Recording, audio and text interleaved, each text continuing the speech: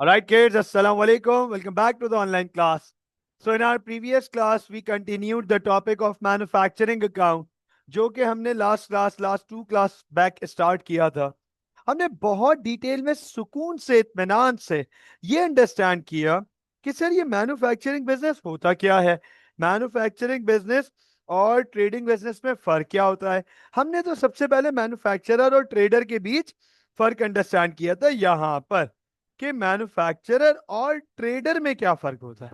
हमने बहुत डिटेल में इसको अंडरस्टैंड किया था. कुछ प्रॉब्लम्स, दो क्लासेस पहले हमने कुछ प्रॉब्लम्स आइडेंटिफाई की थी कि यार मैन्युफैक्चरिंग बिजनेस के साथ अगर हम मैन्युफैक्चरिंग बिजनेस को टिपिकल ट्रेडिशनल ट्रेडिंग बिजनेस की तरह ट्रीट करें, अगर हम मैन्युफैक्चरिंग बिजनेस को ट्रेडिशनल टिपिकल ट्रेडिंग बिजनेस की तरह ट्रीट करें तो फिर क्या प्रॉब्लम्स थी. दो प्रॉब्लम्स सामने आई थी. उसके बाद हमने ये क्वेश्चन रेज किया था अपने आप से कि sir purchase of raw materials को कहाँ ट्रीट करेंगे, कहाँ रिकॉर्ड करेंगे, और सर कॉस्ट ऑफ सेल्स में क्या रिकॉर्ड करेंगे. हमने लास्ट क्लास में बहुत डिटेल में इस बात को अंडरस्टैंड किया कि एक मैन्युफैक्चरिंग बिजनेस, हमने बहुत सुकून से इत्मीनान से इस बात को अंडरस्टैंड किया कि एक मैन्युफैक्चरिंग बिजनेस प्रोडक्शन भी कर रहा होता है, गुड्स भी बना रहा होता है और सेलिंग भी कर रहा होता है. एक मैन्युफैक्चरिंग बिजनेस मैन्युफैक्चरिंग भी कर रहा होता है और ट्रेडिंग भी कर रहा होता है. इसका मतलब ये कि एक मैन्युफैक्चरर जो है वो दो काम कर रहा है, गुड्स बना भी रहा है और गुड्स बेच भी रहा है. और हमने ये अंडरस्टैंड किया था कि वो गुड्स बना रहा है फैक्ट्री में, मैन्युफैक्चरिंग अकाउंट बनेगा उसके रिगार्डिंग, और वो गुड्स बेच रहा है ऑफिस से, ऑफिस से बेच रहा है और ऑफिस के लिए बनेगी इनकम स्टेटमेंट. तो हमने अपनी लास्ट क्लास में दो टाइप की फैक्ट्री कॉस्ट को अंडरस्टैंड किया था. देख लो जरा सर, एक फैक्ट्री की डायरेक्ट कॉस्ट और एक फैक्ट्री की इनडायरेक्ट कॉस्ट. हमने ये दोनों कॉस्ट को लास्ट क्लास में बहुत सुकून से इत्मीनान से तसल्ली से अंडरस्टैंड किया था. और सर ये देखा था कि फैक्ट्री की डायरेक्ट कॉस्ट क्या है और फैक्ट्री की इनडायरेक्ट कॉस्ट क्या है. हमने ये अंडरस्टैंड किया था कि फैक्ट्री में तीन डायरेक्ट कॉस्ट होती हैं, तीन direct cost: material, labour and other direct cost. Material cost होती है material, direct material, direct labour and other direct. और इसी तरीके से indirect material, indirect labour and other indirect cost. हमने इनको बहुत डिटेल में अंडरस्टैंड किया था. आज मैं आपको एक दफा फिर से इनके रिकैप पे जाएंगे और आज मैन्युफैक्चरिंग अकाउंट का फॉर्मेट स्टार्ट करेंगे. यस प्लीज बताएं जरा, are we good to start? हो गया सारा रिकैप लास्ट क्लास का? लास्ट क्लास का सारा रिकैप हो गया. Are we good to start? Yes sir, perfect. चलो स्टार्ट करते हैं. फोकस कीजिएगा. हाँ भाई, वो हमारी कंपनी का नाम क्या था? हमने हमने जो बिजनेस स्टार्ट किया था, हमने जो कंपनी स्टार्ट की थी ऑटोमोबाइल की, उसका नाम क्या था सर? क्या नाम था उसका? मारखोर. हमारे बिजनेस का नाम था सर मारखोर. ठीक हो गया? वाह वाह, याद है भाई, फोकस किए में सारे. चलो भाई, मारखोर बनाने जा रहे हैं. अंडरस्टैंड करना, मारखोर बनाने जा रहे हैं.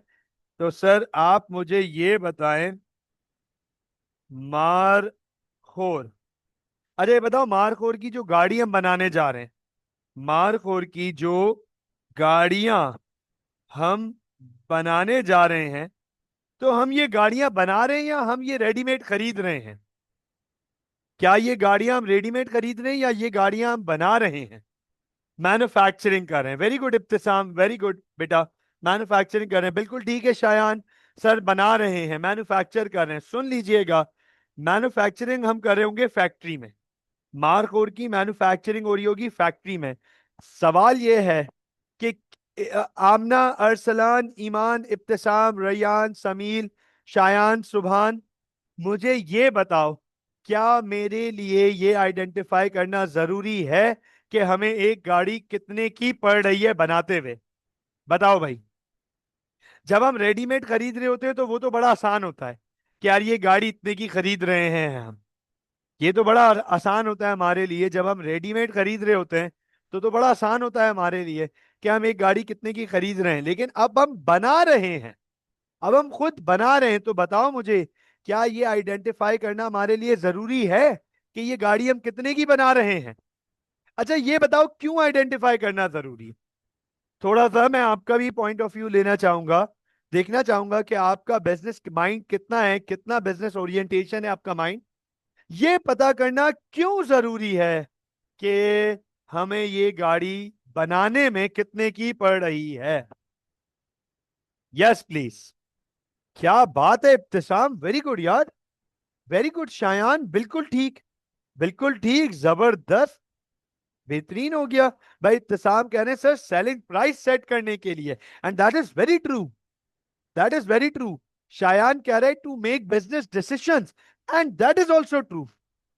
सेलिंग प्राइस में और कॉस्ट में डिफरेंस बिल्कुल ठीक है, ताकि ये पता चल सके कि भाई हमारी कॉस्ट ये है, हमें इतने की पड़ रही है, तब जाके हम सेलिंग प्राइस आइडेंटिफाई करेंगे, तब जाके हम प्रॉफिट आइडेंटिफाई करेंगे। हाँ रैयान बिल्कुल ठीक सर, ताकि हम अपना प्रॉफिट और सेलिंग प्राइस आइडेंटिफाई कर सकें। तो अंडरस्टैंड करना, फोकस करना, गाड़ी हमें बनाने में कितने की पड़ रही है, गाड़ी हमें बनाने में कितने की पड़ रही है, वो कॉस्ट आइडेंटिफाई करने के लिए हम बनाएंगे मैन्युफैक्चरिंग अकाउंट, हम बनाएंगे मैन्युफैक्चरिंग अकाउंट। और सर मैन्युफैक्चरिंग अकाउंट, ये मैं एक दफा फिर से आपको आइडेंटिफाई कर दूं, sir this belongs to factory. Manufacturing account का ताल्लुक फैक्ट्री से है, फैक्ट्री, हम वहां प्रोडक्शन कर रहे हैं। ये बात पिछली दो क्लासेस से बहुत फ्रीक्वेंटली की जा रही है कि सर मैन्युफैक्चरिंग बिजनेस प्रोडक्शन में इन्वॉल्व है। प्रोडक्शन का मतलब रॉ मटेरियल को फिनिश गुड्स में कन्वर्ट करना, और सर ये काम फैक्ट्री में किया जाता है, ये काम फैक्ट्री में किया जाता है। तो manufacturing account belongs to a factory, manufacturing account belongs to a factory. Focus कीजिएगा, अंडरस्टैंड कीजिएगा। नाउ मैन्युफैक्चरिंग में, मैन्युफैक्चरिंग अकाउंट में टोटल आपको बता देता हूं, total manufacturing account comprises of three main columns. तीन सेक्शंस होते हैं, तीन सेक्शंस। यहां पे लिख के दे रहा हूं, यहां पर आपको लिख कर दे रहा हूं, फोकस कर लीजिएगा। सर मैन्युफैक्चरिंग अकाउंट में ओ लेवल्स में, ओ लेवल्स की मैन्युफैक्चरिंग अकाउंट में तीन सेक्शंस होते हैं आपके पास। सबसे पहला सेक्शन, फोकस कर लीजिएगा सर, सबसे पहला सेक्शन जो आपके पास मैन्युफैक्चरिंग में आता है उसे हम कहते हैं डायरेक्ट कॉस्ट, उसको हम कहते हैं डायरेक्ट कॉस्ट। हम लास्ट क्लास में डायरेक्ट कॉस्ट को पढ़ चुके हैं। मैं एक दफा फिर से डायरेक्ट कॉस्ट की रिपीट कर दूं, एक दफा डायरेक्ट कॉस्ट को, क्योंकि आज की क्लास में लास्ट क्लास का भी रिव्यू साथ साथ चलता रहेगा। डायरेक्ट कॉस्ट वो कॉस्ट होती हैं जिनको देखकर हम डायरेक्टली आइडेंटिफाई कर सकें कि अच्छा इसके ऊपर ये कॉस्ट लगी है। जैसे सेल फोन को देख के पता है कि इसमें मटेरियल लगा होगा, इस पे लेबर लगा होगा, और इस पे अदर डायरेक्ट कॉस्ट होगी, और मटेरियल में भी ग्लास पैनल और back panel, camera, battery, board, circuit, wires, ये सब चीजें इस पे लगी होंगी, लेबर लगा होगा। तो डायरेक्ट कॉस्ट वो कॉस्ट होती है जिनको आप डायरेक्ट प्रोडक्ट देखकर आइडेंटिफाई कर सकते। डायरेक्ट प्रोडक्ट देख के आइडेंटिफाई हो जाएगा कि यार इस पे तो ये कॉस्ट लगी है। तो अंडरस्टैंड कीजिएगा, हमने ये अंडरस्टैंड किया था, हमने लास्ट क्लास में पढ़ा था कि सर तीन डायरेक्ट कॉस्ट होती हैं, मटेरियल, लेबर और अदर। तीन डायरेक्ट कॉस्ट होती हैं, मटेरियल, लेबर और अदर। आइए सबसे पहले आपके सामने मटेरियल के ऊपर काम करने जा रहे हैं। फोकस कीजिएगा, direct material, direct material. Sir direct material वो मटेरियल जिससे प्रोडक्ट बनता है, ये हम पढ़ चुके हैं। Direct material, material from which goods are made, जिससे गुड्स बनते हैं। मार्कोड बनाने के लिए हमें क्या क्या चाहिए था, हमने लास्ट क्लास में इस पे बहुत सुकून से, इत्मीनान से डिस्कशन किया था कि सर मार्कोड गाड़ी बनाने के लिए हमें मेटल चाहिए होगा, स्टील चाहिए होगा, प्लास्टिक चाहिए होगा, एल्युमिनियम चाहिए होगा, फाइबर चाहिए होगा, हाँ, और पेंट चाहिए होगा, इंजन, बैटरी, हेडलाइट्स, लाइट चाहिए होंगी, ग्लास चाहिए होगा, वायर्स चाहिए होंगी, टायर, रिम। हमें ये सारी चीजें गाड़ी बनाने के लिए चाहिए मटेरियल। मेरा आपसे सवाल है, मेरा आप लोगों से सवाल है, जवाब दीजिएगा, बहुत सिंपल। क्या हमारी फैक्ट्री में साल के शुरू में मटेरियल अवेलेबल हो सकता है? क्या हमारी फैक्ट्री में साल के शुरू में कुछ मटेरियल पड़ा हो सकता है जो पिछले साल यूज नहीं हो सका, जो पिछले साल के एंड तक मौजूद था लेकिन यूज नहीं हुआ, वो इस साल के शुरू में अवेलेबल था? पिछले साल की क्लोजिंग इन्वेंट्री तो इस साल की ओपनिंग इन्वेंट्री, क्या इस साल की ओपनिंग इन्वेंट्री हो सकती है? एग्जैक्टली, लास्ट ईयर जो बच गया, यस सर, उसे कहते हैं, देख लीजिएगा, ओपनिंग इन्वेंट्री। तो डायरेक्ट मटेरियल में गौर से देखिएगा, हमारे पास सबसे पहले आएगी ओपनिंग इन्वेंट्री। देखते जाइएगा, ओपनिंग इन्वेंट्री। अच्छा, मैं इसको मिसाल के तौर पे या थाउजेंड्स में कर देता हूं, चलो थाउजेंड्स में, ये वैल्यू थाउजेंड्स ऑफ डॉलर्स में होगी। फोकस कीजिएगा, अटेंशन दीजिएगा। सर 22,000 डॉलर्स की इन्वेंट्री, $22,000 का सामान हमारी फैक्ट्री में इस साल के शुरू में अवेलेबल था, मौजूद था। Raw material which wasn't used last year became the opening inventory of this year. Is this clear? बताओ, यहां तक क्लैरिटी है? यहां तक बात समझ आती है? यहां तक कोई प्रॉब्लम तो नहीं है? इसमें कोई मुश्किल नहीं होनी चाहिए। लास्ट ईयर की क्लोजिंग इन्वेंट्री रॉ मटेरियल की इस साल की ओपनिंग इन्वेंट्री बन जाएगी। ठीक हो गया? मतलब ये कि इस साल के शुरू में steel, plastic, aluminium, rubber, tyre, paint, engine, सब मिला के $22,000 का सामान फैक्ट्री में मौजूद था। अच्छा ये बताओ, क्या साल के दौरान और सामान खरीदेंगे? क्या साल के दौरान और सामान खरीदना पड़ेगा? सामान खरीदने को क्या कहते हैं, चलो बताओ। सामान खरीदने को क्या कहते हैं? What do we mean by the by the term? What do we say? क्या बात है यार, क्या बात है, जबरदस्त। हाँ, परचेजेस, राइट, परचेजेस। तो अच्छा ये देखिएगा, एड परचेजेस। अब जाहिर सी बात है, साल के दौरान हमने स्टील भी खरीदा होगा, प्लास्टिक खरीदा होगा, एल्युमिनियम खरीदा होगा, फाइबर खरीदा होगा, इंजन खरीदे होंगे, बैटरी खरीदी होगी, वायर, चार्जर, लाइट्स, पेंट, सब कुछ खरीदा होगा। साल के दौरान $180,000 के गुड्स खरीदे हैं। गुड्स नहीं, रॉ मटेरियल। साल के दौरान 180,000 के रॉ मटेरियल खरीदे हैं। अच्छा एक और सवाल पूछूंगा, बड़ा मजा आने वाला है। क्या सामान लाने की हमें कॉस्ट लग सकती है? क्या ऐसा हो सकता है कि हमें सामान लाने की कॉस्ट लग रही हो? एक तो कॉस्ट होगी खरीदने की, वो तो अलग हो गई, सामान लाने की कॉस्ट। सामान लाने की कॉस्ट, उसे क्या कहते हैं? सोचो जरा, उसे क्या कहते हैं? जवाब दे सकते हो आप सब? क्या बात है, क्या बात है शायान, क्या बात है आमना, क्या बात है सुभान, बिल्कुल ठीक बिल्कुल ठीक। क्या बात है इब्तिसाम, जबरदस्त। कैरेज इनवर्ट्स, तो सर यहां आएगा carriage inverts, carriage inverts. Carriage inverts लगा हमें, लेट सपोज 6,000 का, 6,000 का कैरेज इनवर्ट लगा।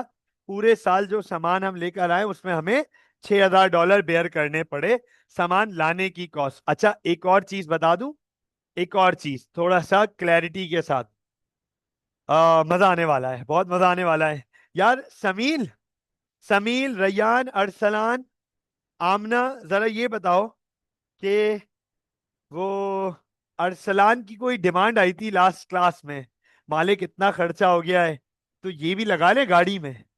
अरसलान क्या था वो? एक डिमांड अरसलान की आई थी और एक डिमांड अब्दुल्ला इकबाल की आई थी, वो आज क्लास क्लैश है तो वो नहीं था। हाँ क्या बात है। एक टेस्ला स्क्रीन, एक टेस्ला की स्क्रीन की डिमांड आई थी कि मालिक एलॉन मस्क को जरा कॉल करें, एक टेस्ला की स्क्रीन हो जाए गाड़ी में। और एक और चीज नहीं, गैलेक्सी रूफ तो अरसलान हमने खुद क्रिएट की थी। एक शो वाली चीज और अब्दुल्ला ने डिमांड की थी, अब्दुल्ला ने शो वाली चीज डिमांड की थी, वो बीएमडब्ल्यू की फ्रंट लाइट्स, बीएमडब्ल्यू की फ्रंट लाइट्स, हाँ। अच्छा अब आप मुझे एक बात बताओ, एक सवाल है, बहुत सिंपल सवाल है। देखो थोड़ी सी बात प्रैक्टिकल भी करेंगे क्योंकि टॉपिक ऐसा है, ये रियलिटी है, 100% रियलिटी है, और आप लोग पिछली 2 क्लासेस टॉपिक में इन्वॉल्व और बहुत इंजॉय कर रहे हो, इस टॉपिक को मजा आ रहा है, एग्जाम्पल रिलेट हो चुकी है हम सबसे। ऐसा लग रहा है मार्कोर वाकई हमारी कंपनी है, हमें फील आ रही है यार मार्कोर, और शायद हम कुछ कर देंगे मार्कोर के लिए, ऐसी फील आ रही है, राइट है ना? तो अब आप मुझे एक बात बताओ, एक तो हमें टेस्ला से उसकी स्क्रीन खरीदने के पैसे देने पड़ रहे होंगे, फिर टेस्ला को पैसे देने पड़ रहे होंगे कि हम आपसे इस, एक तो स्क्रीन की कॉस्ट और फिर स्क्रीन यूज करने की कॉस्ट, रॉयल्टी जो हमने पढ़ी थी, रॉयल्टी। क्या पोर्ट पे गवर्नमेंट ऑफ पाकिस्तान हमसे पैसे लेगी कि ये कहां ला रहे हो तुम सामान, क्या हो गया भाई? क्या पोर्ट पर गवर्नमेंट ऑफ पाकिस्तान हमसे पैसे लेगी? हाँ import tax, very good, import duty, import duty, right. तो सर यहां पर प्लीज देख लीजिएगा, इंपोर्ट ड्यूटी भी आ जाती है बच्चों, इंपोर्ट ड्यूटीज, सामान लाने, यूज करने की कॉस्ट। सुभान अभी थोड़ी देर में यहां पर लास्ट क्लास में बताया था, थोड़ा सा और भी बताऊंगा। आप जब किसी का आइडिया कॉन्सेप्ट यूज करते हो तो वो सामान के अलावा ऊपर पैसे लेता है कि भाई आइडिया मेरा था। टेस्ला की स्क्रीन के सिर्फ एलॉन मस्क हमसे पैसे नहीं लेगा, वो कहेगा स्क्रीन तो इतने की है लेकिन ये स्क्रीन हमने बनाई है, तुम इसके पैसे दो भाई। इसी तरीके से जिसपे पेटेंट मिल जाता है ना, कॉपीराइट, जब आप उससे लेते हो तो फिर आप उसे पैसे देते हो, क्या यार हम आपकी चीज यूज कर रहे हैं, उसके पैसे हम आपको देंगे, चलो परफेक्ट। अच्छा समझा रहा हूं, इसका मतलब फौरन समझ आ गया। हाँ इंपोर्ट ड्यूटीज, इंपोर्ट ड्यूटीज हमने पे की, लेट सपोज 14,000 की, देखते जाइएगा 14,000 की हमने, या 18,000 कर देता हूं उसको, 18,000 की हमने लेट सपोज इंपोर्ट ड्यूटीज पे की। अब अंडरस्टैंड करना, समझना इस बात को, क्या इस पूरे साल हम सारा रॉ मटेरियल यूज कर लेंगे या साल के आखिर में फिर कुछ बच जाएगा? बोलो भाई, बोलो भाई, क्या इस साल के आखिर तक हम सारा रॉ मटेरियल यूज कर लेंगे या इस साल के आखिर में भी सर कुछ बच जाएगा? बच जाएगा ना? साल के आखिर में जो बच जाता है उसे क्या कहते हैं सर? उसे कहते हैं क्लोजिंग इन्वेंट्री, देख लीजिएगा, उसे कहते हैं क्लोजिंग इन्वेंट्री। सर मिसाल के तौर पे फॉर एग्जांपल हमारी क्लोजिंग इन्वेंट्री आ रही है, देखिएगा जरा, हमारी क्लोजिंग इन्वेंट्री आ रही है $26,000 की, $26,000 की। तो अब आप ये नोट करो, जब आप इसकी कैलकुलेशन करोगे ना, जब आप इसकी कैलकुलेशन करोगे, ये वैल्यू आएगी 200,000, 200,000। आपको पता है इसको क्या कहते हैं? गौर से सुन लीजिएगा। Raw material used slash consume. इसका मतलब साल के दौरान हमने जो गाड़ियां बनाई हैं, साल के दौरान हमने जो गाड़ियां बनाई, मारखोर में फैक्ट्री में जो गाड़ियां बनाई, उस पे पूरे साल मटेरियल लगा है $200,000 का। खरीदा हालांकि हमने 180,000 का था, पहले से $22,000 के मटेरियल मौजूद था। साल के दौरान एक इन्वर्ट भी लगा, ड्यूटी भी पे की, 26,000 की इन्वेंट्री बच गई थी हमारे पास। इसलिए साल के दौरान हमने जो गाड़ियां इस साल मैन्युफैक्चर की हैं, सर उस पे 200,000 का मटेरियल लग रहा है। बोलो भाई, इज दिस क्लियर? बोलो भाई, इज दिस क्लियर? क्या ये बात समझ आई? क्या ये बात समझ आई? अब मेरा आपसे बहुत सीधा सा सवाल है, मेरा आपसे बहुत बहुत सीधा सवाल है। क्या सिर्फ गाड़ी बनाने के लिए मटेरियल की कॉस्ट आएगी? क्या गाड़ी बनाने के लिए सिर्फ मटेरियल की कॉस्ट आएगी? नहीं ना। अच्छा, अब आप देखो रिलेट कर सकते हो। देखो रिलेट, अब आपके लिए ना रिलेटेबल बनता जा रहा है। अब आपके लिए रिलेटेबल बनता जाएगा। ये देखिएगा जरा, ये देखिएगा जरा, प्लीज गौर से देखिएगा। 2 क्लास पहले, 2 क्लासेस बैक, जब मैन्युफैक्चरिंग का टॉपिक स्टार्ट किया था, पहले ही दिन आपके सामने एक प्रॉब्लम रख दी थी। We need to calculate cost of sales. हमें कॉस्ट ऑफ सेल्स ढूंढनी है, cost of sales to calculate gross profit. कि जो गाड़ी हम बेच रहे हैं, मारखोर, मारखोर जो हम बेच रहे हैं, उसकी कॉस्ट हमें क्या आ रही है, कॉस्ट। तो यहां सवाल पहले दिन रेस कर दिया था, is material the only cost for a manufacturing business? शायद 2 दिन पहले, 2 क्लास पहले इसका जवाब क्लियर नहीं था, शायद। आज देखो कितना क्लियर है। आज जैसे ही मैंने आपसे सवाल पूछा, is material the only cost, आप सबने कहा नो सर, नहीं, नहीं सर। तो अब आप देखो, हम ये बात लास्ट क्लास पे पढ़ चुके हैं कि मटेरियल के अलावा लेबर भी चाहिए होता है, लेबर। वो लेबर जो गाड़ी बनाने में इन्वॉल्व है, ये देखना जरा।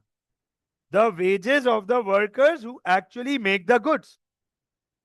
जो वर्कर स्टील काट रहे होंगे, जो वर्कर पेंट कर रहे होंगे, जो वर्कर दरवाजे लगा रहे होंगे, जो वर्कर टायर लगा रहे होंगे, जो वर्कर इंजन लगा रहे हैं, जो वर्कर लोगो और मोनोग्राम गाड़ी पे लगा रहे हैं, जो वर्कर पॉलिश कर रहे हैं, जो वर्कर इंजन लगा रहे हैं, इंटीरियर सेट कर रहे हैं, स्टेयरिंग लगा रहे हैं, हॉर्न लगा रहे हैं, लाइटें लगा रहे हैं, सर वो उनकी वेजेस और सैलरीज डायरेक्ट लेबर कहलाएंगी, डायरेक्ट लेबर। देखिएगा जरा, आपके पास आ जाएगा, 1 मिनट मैं इसको एक चेंज करूंगा, आपके पास आ जाएगा डायरेक्ट लेबर। देखते जाइएगा।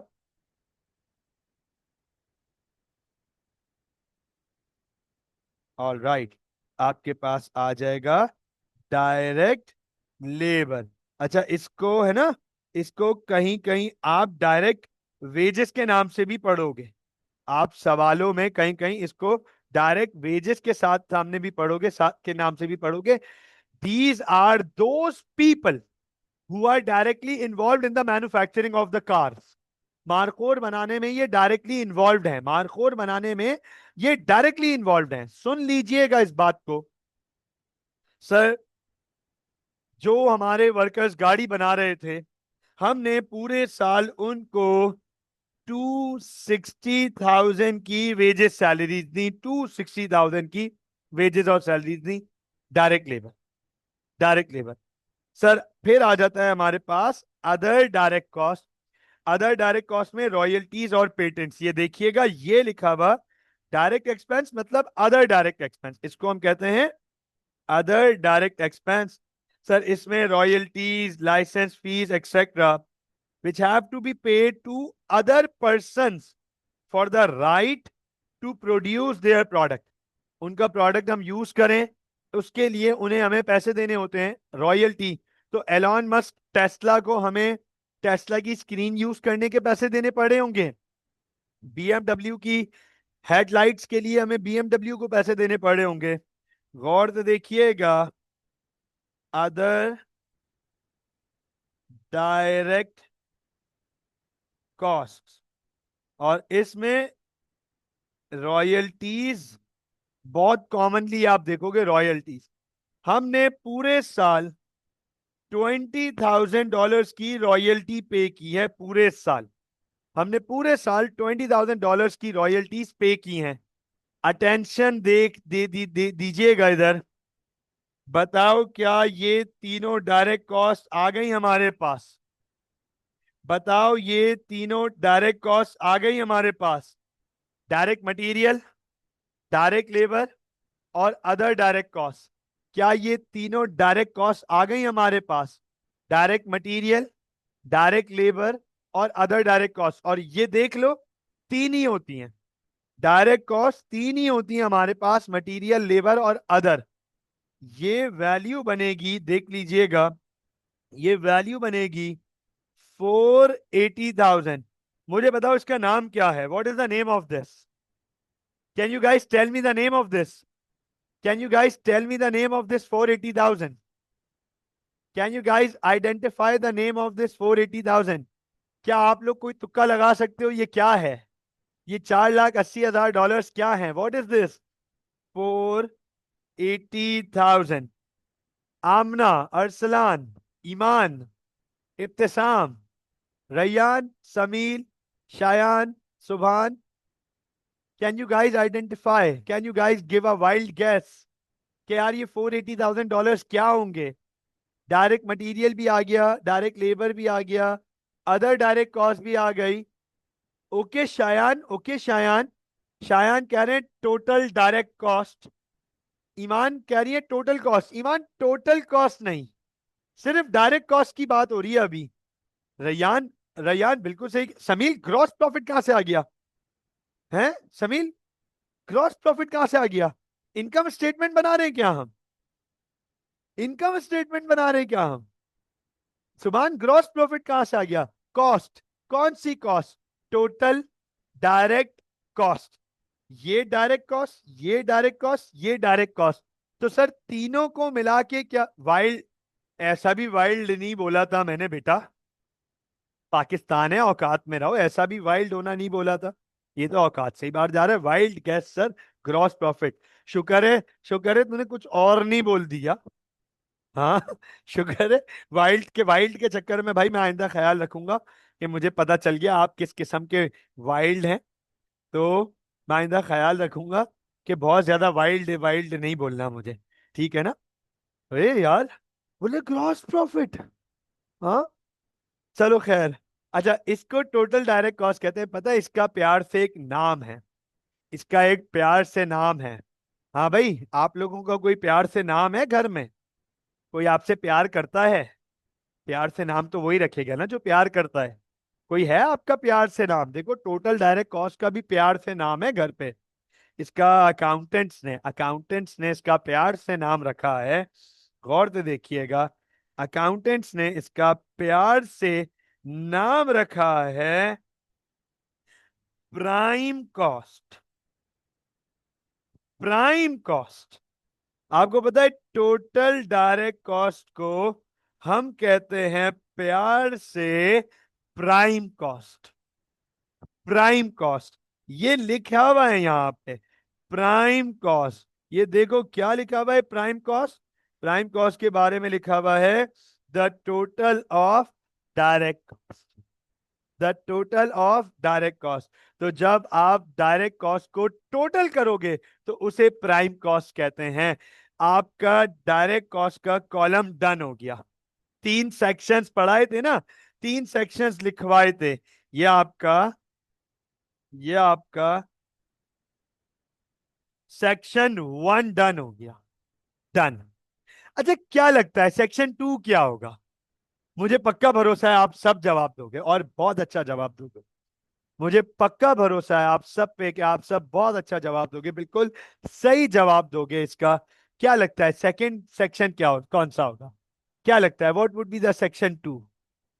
What would be the section 2? देखो, इस दफा वाइल्ड होने का नहीं कहा, तो कैसा डॉट सही जवाब दिया है, बिल्कुल सही जवाब दिया है। इनडायरेक्ट कॉस्ट, बिल्कुल इनडायरेक्ट कॉस्ट। नोट कीजिएगा सर, अब आपका सेकंड सेक्शन आ जाता है इन डायरेक्ट कॉस्ट। फोकस कीजिएगा, आपका सेकंड सेक्शन आ जाता है इनडायरेक्ट कॉस्ट। ये आपका बनता है सेक्शन 2। अच्छा, लास्ट क्लास में इनडायरेक्ट कॉस्ट पे बहुत डिटेल में बात की थी, which are not directly related to production. ये डायरेक्टली गाड़ी बनाने से रिलेटेड नहीं है, मतलब गाड़ी बनाने से इनका कोई ताल्लुक नहीं है, लेकिन ये फैक्ट्री की कॉस्ट है, फैक्ट्री की कॉस्ट है, गाड़ी बनाने से रिलेटेड नहीं है। तो इसमें भी तीन कॉस्ट आती हैं हमारे पास, इसमें भी तीन कॉस्ट आती हैं। सबसे पहले इनडायरेक्ट मटेरियल, फिर इनडायरेक्ट लेबर, और फिर अदर इनडायरेक्ट कॉस्ट। देखते जाइएगा, देखते जाइएगा आपके सामने। सर, सबसे पहले यहां आएगी हमारे पास, गौर से देखिएगा, इन डायरेक्ट मटीरियल। अच्छा, इनडायरेक्ट मटेरियल होता क्या है, आपके सामने यहां पे पढ़ रहा हूं, रिकॉल करा देता हूं, रिकैप करा देता हूं। लास्ट क्लास में पढ़ा है, लास्ट क्लास में पढ़ा है, रिकैप करा देता हूं, फोकस कीजिएगा। All materials purchase for the factory but which do not form part of the goods being produce, example cleaning material, kitchen material etcetera. Factory सफाई करने के लिए मटेरियल चाहिए होगा, हाँ, क्लीनर्स, वो क्लीनिंग मटेरियल में आपको वो सर्फ, फिनाइल, हाँ, फ्लोर क्लीनर, फ्लोर शाइनर, ये सब चाहिए होगा। सर, इससे गाड़ी नहीं बन रही, इनसे गाड़ी नहीं बन रही। इसी तरीके से फैक्ट्री के अंदर किचन मौजूद है, किचन में आपको आटा, दाल, चावल, दही, अंडे, डबल रोटी, चीनी, हाँ, ये दूध, चाय पत्ती, ये सब चाहिए होगा। सर, उससे गाड़ी नहीं बन रही, लेकिन वो कॉस्ट फैक्ट्री में आ रही है, वो चीजें फैक्ट्री में आ रही हैं, फैक्ट्री की कॉस्ट है, इन्हें हम कहते हैं इनडायरेक्ट मटेरियल। सर, फैक्ट्री में 1,15,000 की इनडायरेक्ट मटेरियल भी आए हैं, फैक्ट्री में $1,15,000 के इनडायरेक्ट मटेरियल भी आए हैं पूरे साल, अंडरस्टैंड करना। सर, उसके बाद इनडायरेक्ट लेबर, उसके बाद इनडायरेक्ट लेबर, फोकस कर लीजिएगा, इनडायरेक्ट लेबर, अटेंशन दीजिएगा। सर, इनडायरेक्ट लेबर क्या होते हैं, गौर से देखिएगा, इनडायरेक्ट वेजेस भी कहते हैं इसको, इनडायरेक्ट लेबर, इनडायरेक्ट वेजेस भी कहते हैं। The wages of all factory workers who do not actually make the goods, example security guard, cleaners, supervisors, factory manager, etcetera etcetera. वो तमाम वर्कर्स जो फैक्ट्री में तो मौजूद हैं, वो तमाम वर्कर्स जो फैक्ट्री में तो मौजूद हैं, लेकिन गाड़ी नहीं बना रहे, गाड़ी नहीं बना रहे, उन्हें इनडायरेक्ट लेबर कहेंगे। Security guard, cleaner, supervisor, factory manager, kitchen staff गाड़ी नहीं बना रहे, ये लोग गाड़ी नहीं बना रहे, बल्कि ये फैक्ट्री में मौजूद हैं, तो इनडायरेक्ट लेबर कहलाएंगे, इनडायरेक्ट वेजेस कहलाएगी। इनडायरेक्ट लेबर भी बोलते हैं इसको, और इसको इनडायरेक्ट वेजेस भी कहते हैं। हमने फैक्ट्री में मौजूद इनडायरेक्ट वेजेस की सूरत में 195,000 की कॉस्ट बेयर की, $195,000 की कॉस्ट बेयर की। अच्छा, अब देख लेना, यहां पे लिखा है अदर इनडायरेक्ट कॉस्ट, अदर, देखो जरा, इनडायरेक्ट कॉस्ट। तो sir, other indirect cost, note कर लीजिएगा क्या क्या आता है, पहले पढ़ लेता हूं आपके सामने। Other indirect cost, overheads. अच्छा हाँ, एक चीज इधर, एक चीज ये वैसे आगे बताता, क्योंकि अभी नाम आ गया तो यही बता देता हूं, सुन लीजिएगा। ये जो इनडायरेक्ट कॉस्ट होती है, इनडायरेक्ट कॉस्ट, इसका एक और नाम है, इसको फैक्ट्री ओवरहेड्स भी कहते हैं, फैक्ट्री ओवरहेड्स। ये लीजिए, इनडायरेक्ट कॉस्ट बोलो या फैक्ट्री ओवरहेड्स बोलो, एक ही बात है। इसको इनडायरेक्ट कॉस्ट बोलो या फैक्ट्री ओवरहेड्स बोलो, एक ही बात है। तो अदर ओवरहेड्स में आपके पास क्या क्या आ रहा है ये देख लो जरा। Overheads relating exclusively to the factory, sir factory rent, heat and light, electric etcetera. अब आप देखो, फैक्ट्री का रेंट मैं थोड़ी डिटेल्स में लिखूंगा, मैं थोड़ा डिटेल में लिखूंगा। फैक्ट्री रेंट, देखते जाइएगा, देखते जाइएगा। Factory rent, factory heat and light, factory maintenance, ठीक हो गया, फैक्ट्री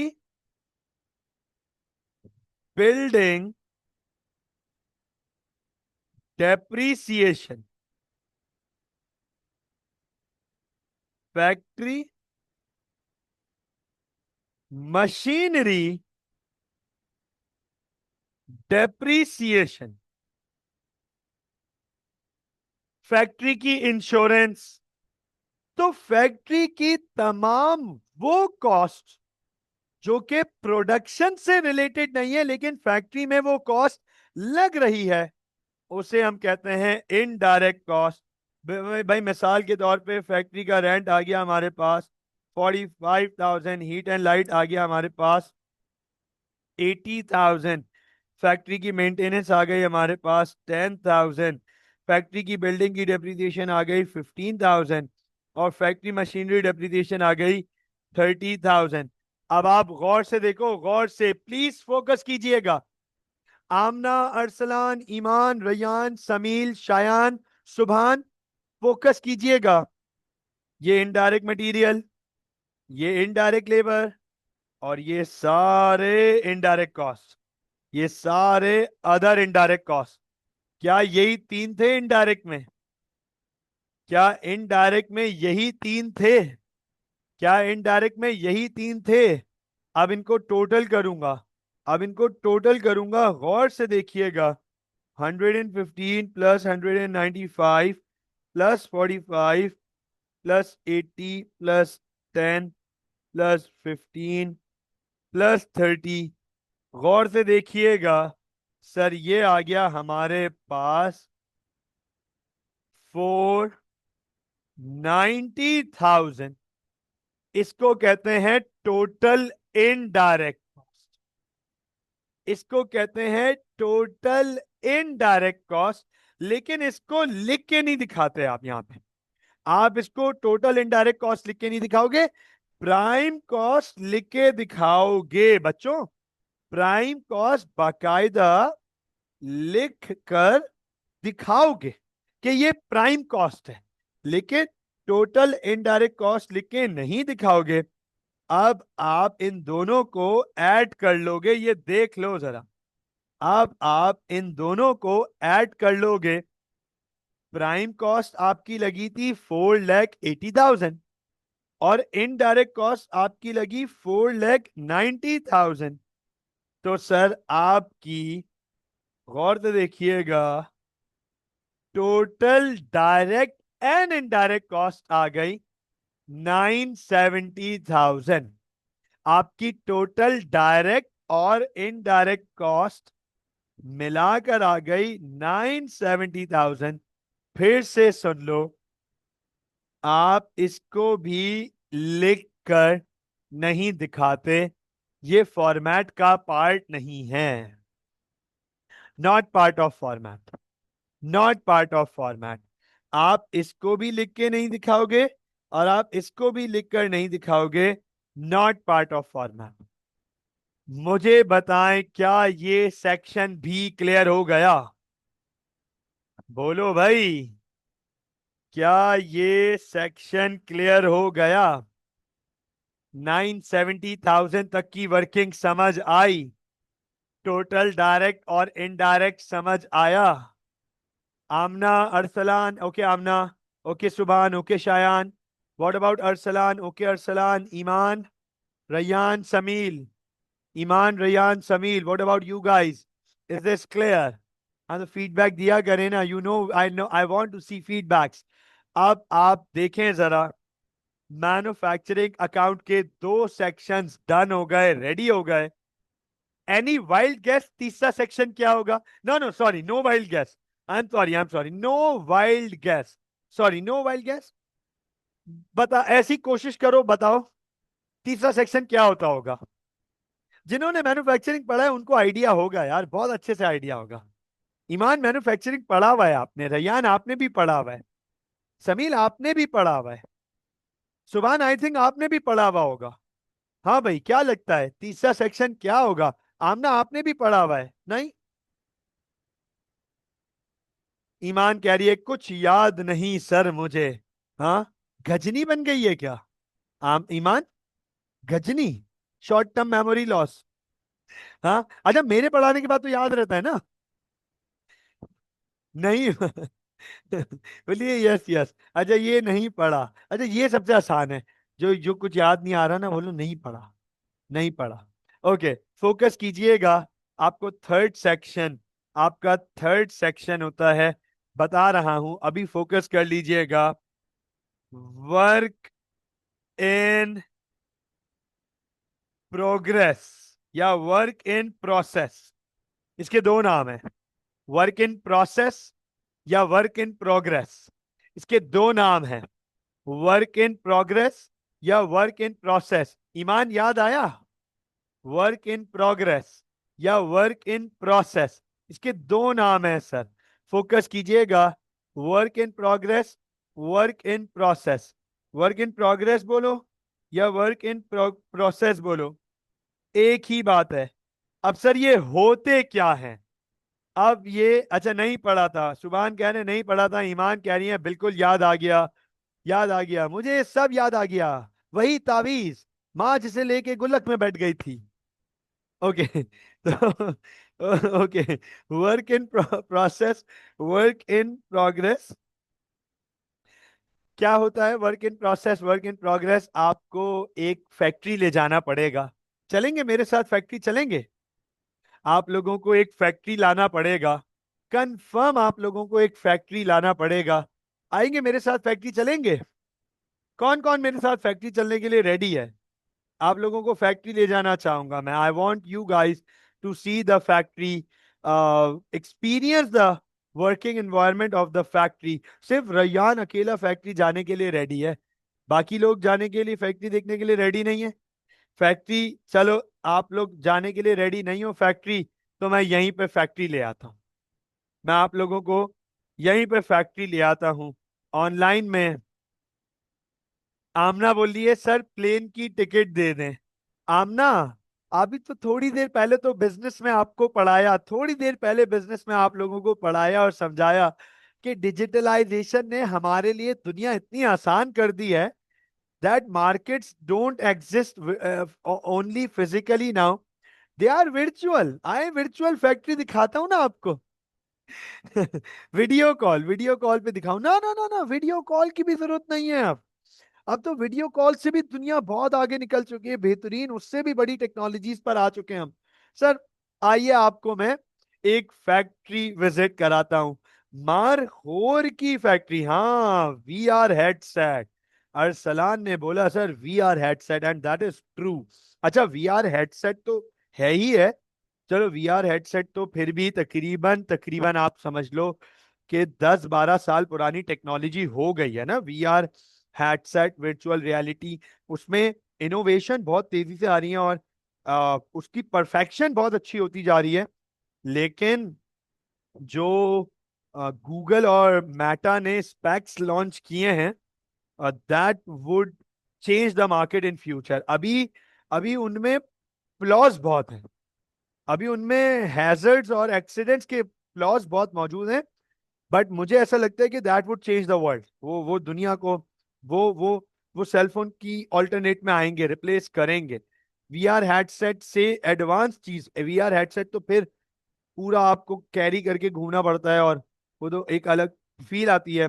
सोचो आपने चश्मा पहना और पूरी दुनिया आपके सामने, डाटा, आर्टिफिशियल इंटेलिजेंट डाटा एक एक बंदे का।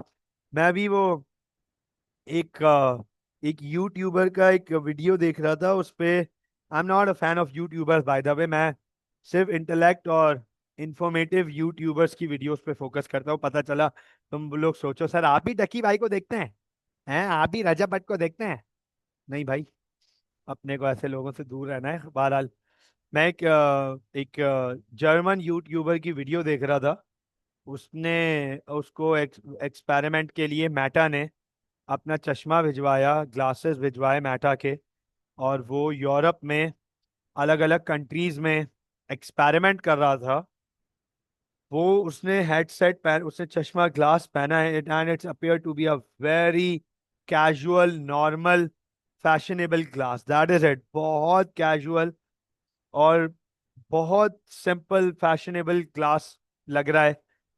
और अब वो रोड पे चलते चलते हुए जा रहा है, तो मेटा और artificially intelligent data aligned with the data of Meta, वो लोगों के बारे में एक एक चीज निकाल के बता रहे हैं कि ये है, इसका फर्स्ट नेम ये है, मिडिल नेम ये है, लास्ट नेम ये है, ये रहता यहाँ है, आया यहाँ से, ये यहाँ का रहता रहने वाला है, या टूरिस्ट है, कितने दिन पहले।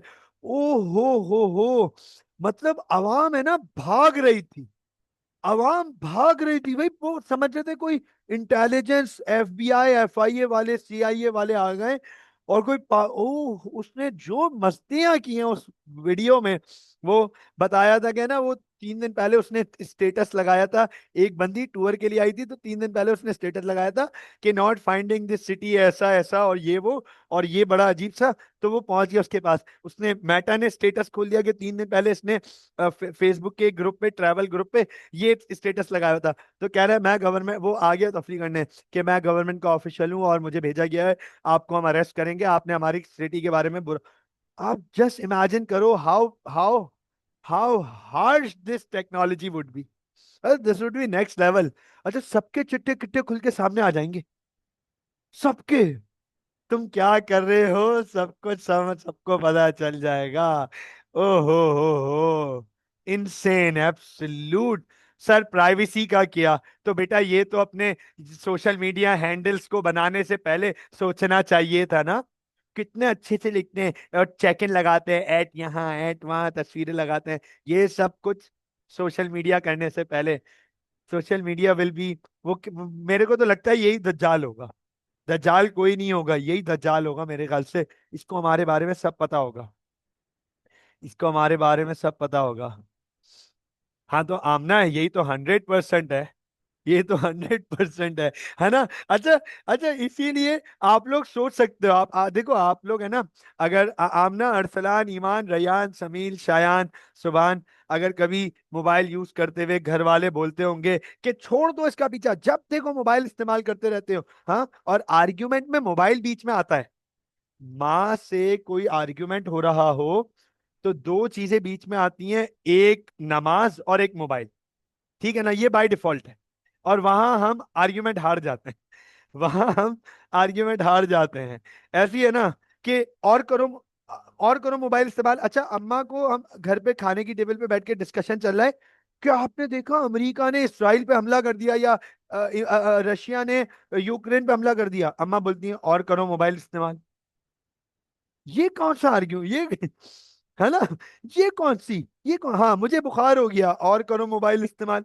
अम्मी यार वो मच्छर ने काट लिया और करो मोबाइल इस्तेमाल।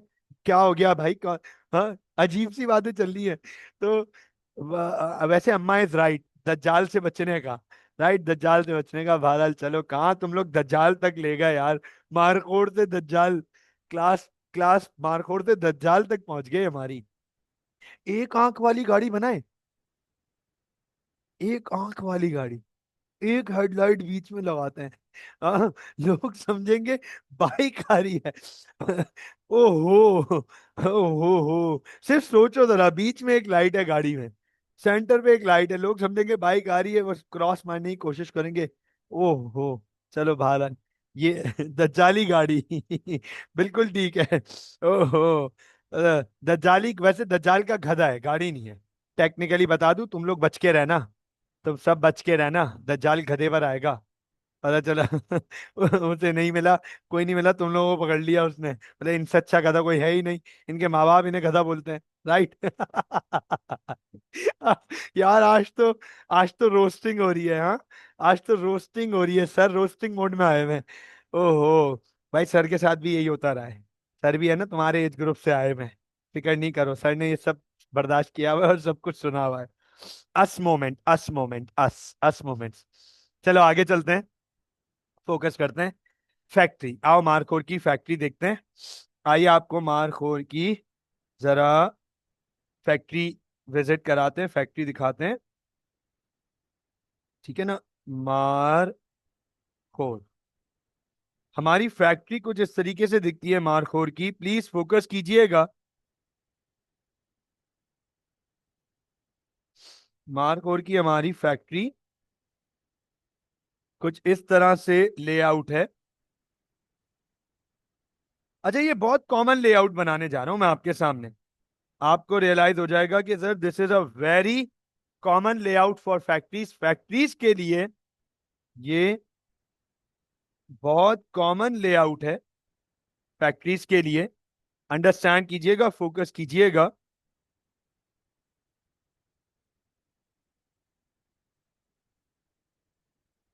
सबसे पहले मैं आपके सामने जो बनाने जा रहा हूं, ये देखिएगा जरा, इस पे फोकस रखना है।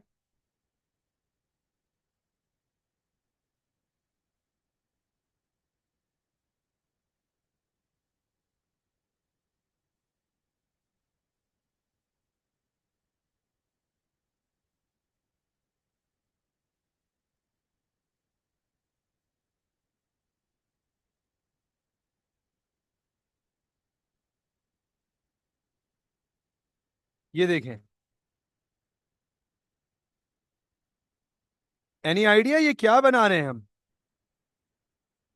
Any idea, anyone want to have a guess कि ये क्या बन रहा है सर, ये क्या आप ऐसी, ये क्या मेज बना रहे हैं, आप क्या बना रहे हैं सर, ये मेज बन रहा है? What do you guys think? मेज बन रहा है, वो देखो, वो आ भी गया कॉमेडी करने, बोला मेज बन रहा है सर। हम क्या फैक्ट्री में मेज बनाने आए?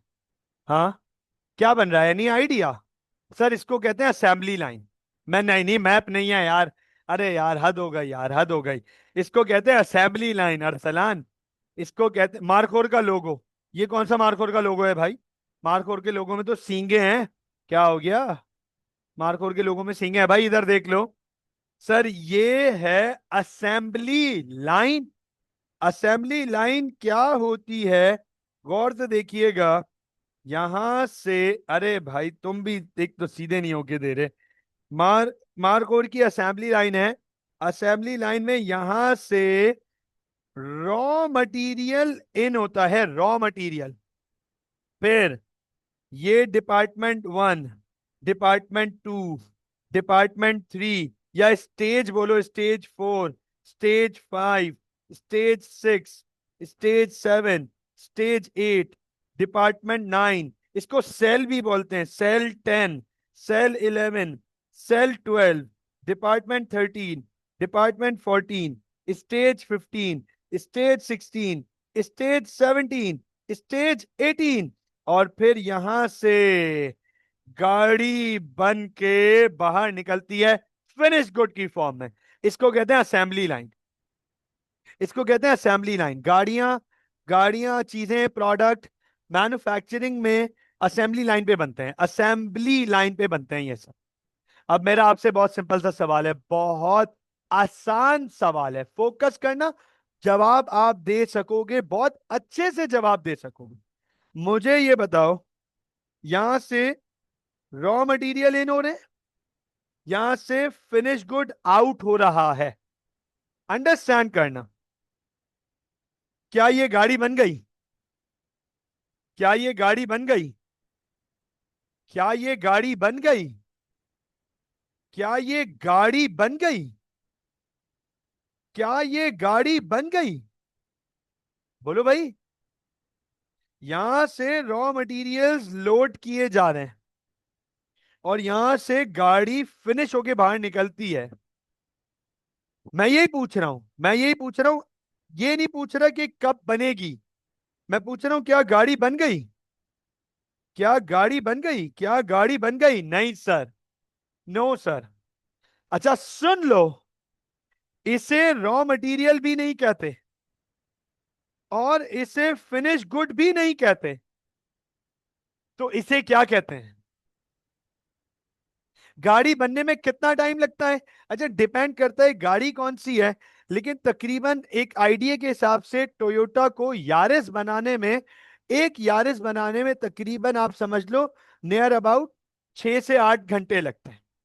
एक यारिस बनाने में टोयोटा को तकरीबन नियर अबाउट 6 से 8 घंटे, 6 से 8 घंटे वो असेंबली लाइन पे गुजरती है, तब जाके एक यारिस बनती है।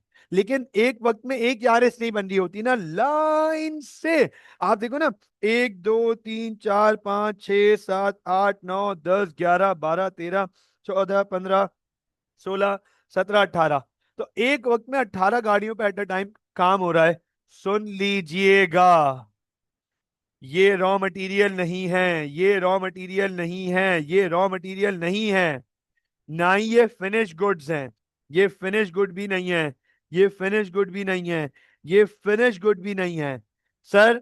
हालांकि ये रॉ मटेरियल्स के बहुत करीब हैं, लेकिन हम इन्हें रॉ मटेरियल नहीं कहते। हम इन्हें कहते हैं वर्क इन प्रोग्रेस। हम इन्हें कहते हैं वर्क इन प्रोग्रेस। इसी तरीके से ये फिनिश गुड्स के बहुत करीब हैं, लेकिन ये फिनिश गुड्स नहीं है, अभी फिनिश नहीं हुए, लास्ट स्टेज में मौजूद हैं। इसे हम कहते हैं वर्क इन प्रोग्रेस। अच्छा अब अंडरस्टैंड करना, एक सवाल, एक सवाल, बहुत सिंपल सा सवाल। क्या ये रॉ मटेरियल के सबसे करीब है? क्या ये रॉ मटेरियल के सबसे करीब है? शायद पता है इस स्टेज पे क्या होता होगा, ये जो स्टेज नंबर 1 है, डिपार्टमेंट नंबर 1 है, सेल नंबर 1 है। आपने कभी, अब आपको थोड़ा सा और प्रैक्टिकल बताता हूं, आपने कभी ट्रक्स पे वो बड़ी बड़ी स्टील की लोहे की शीट्स देखी है, रोल हुई भी जा रही होती हैं, बड़ी बड़ी लोहे की शीट्स, बड़े बड़े ट्रैक, हाँ रॉ फ्रेम, वो जा रही होती हैं। हो सकता है उनमें से कोई ट्रक टोयोटा या होंडा या सुजुकी जा रहा हो, वो रोल शीट्स इस नंबर 1 डिवीजन पे सीधी की जाती होंगी, फ्लैटन आउट की जाती होंगी। वो रोल शीट्स आई हैं, रोल्ड हुई हुई हैं, उन्हें सीधा किया जाता है, उन्हें सीधा किया जाता है। तो sir step number 1 work in progress शुरू हो गया। यहां से वर्क इन प्रोग्रेस शुरू हो गया। हो सकता है यहां पे फिर उनकी कटिंग की जाती हो, कटिंग, फिर यहां पे उनसे दरवाजे बनाए जाते हो, छतें बनाई जाती हो, बोनट और माइक, माइक आवाज नहीं आ रही? हाँ जी। तो सर यहां पर उनको फ्लैटन आउट किया गया, यहां पर उनकी कटिंग की गई, यहाँ पे उनसे दरवाजे और बोनट, टायर, टायर बोल रहा हूँ, छतें और ट्रंक निकाला गया। सर काम शुरू हो गया, वर्क इन प्रोग्रेस।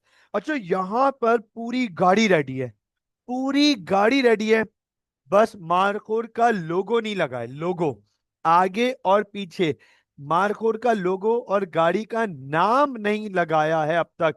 क्या गाड़ी फिनिश हो गई? क्या गाड़ी फिनिश हो गई? बोलो भाई। अभी गाड़ी का लोगो और गाड़ी का नाम नहीं लगाया है, क्या गाड़ी फिनिश हो गई? नो सर, गाड़ी फिनिश नहीं हुई। गाड़ी फिनिश होगी तब जब उस पे लोगो और नाम लग जाएगा। इन सब को कहते हैं हम work in process. Sir work in process क्या होता है, उसकी ट्रीटमेंट कैसे करेंगे, ये हम नेक्स्ट क्लास में समझेंगे। मुझे बताएं, इज दिस क्लियर?